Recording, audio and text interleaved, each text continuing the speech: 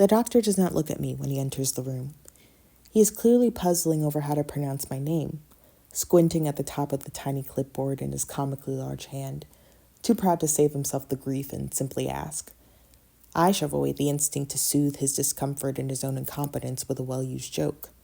I'm sorry, my mother was high off an epidural when she named me, or maybe, good thing they invented nicknames, huh? I do not have much of a claim on it, but still, in adulthood, I have grown to enjoy the panicked quiet, the passive anticipation for the other party's ultimate decision. Plus, I have watched 2 surgeries of his, and counting. Surely he should know it by now. The decision is made. The doctor, Dr. Nelson, I recall, recovers. His eyes raise twice, once to my breast and then to the clock on the wall behind me before returning to his clipboard. He lifts the first piece of paper on it, my chart, by its bottom, between 2 pinch fingers, and peruses his next patient's. He has deemed me easy.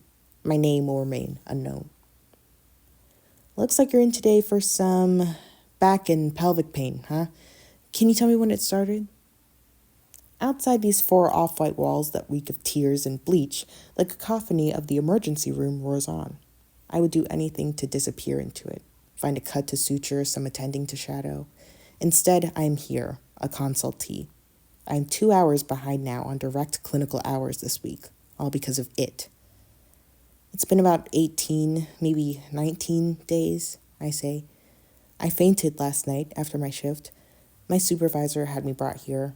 I'm also bleeding a lot this cycle, as I lied to the nurse who wrote it in my chart.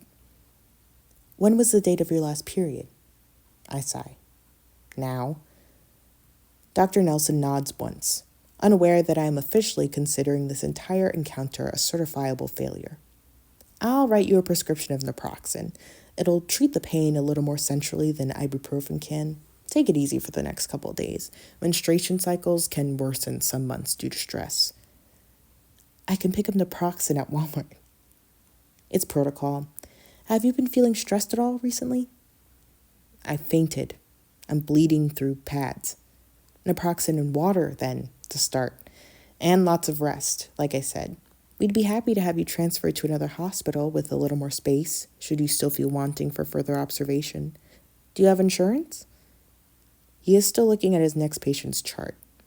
I am late for my shift and in need of a bathroom. I tell him thank you. He writes the prescription and extends it in my general direction, then leaves, his shoes squeaking against the floor as he exits. His departure is marked by the dirty footprints he plots in his wake. The day janitor must have been here recently, and we'll have to circle back now, thanks to him. You didn't tell him everything, Janice accuses. He could have helped you, if you just opened up. I hop from the hospital bed. Where did the nurse hide away my clothes when I got wheeled in? Did Nelson lock the door? Do the doors even lock? They're under the bed, first cabinet. He didn't lock it. How long have you worked here again? You didn't tell him everything. My eyes roll heavenward. 1, 2, 3. Yeah, I'm still here. You didn't tell him everything. You can request a transfer, try to request a female doctor. With what money? And their gender won't matter, not in this state.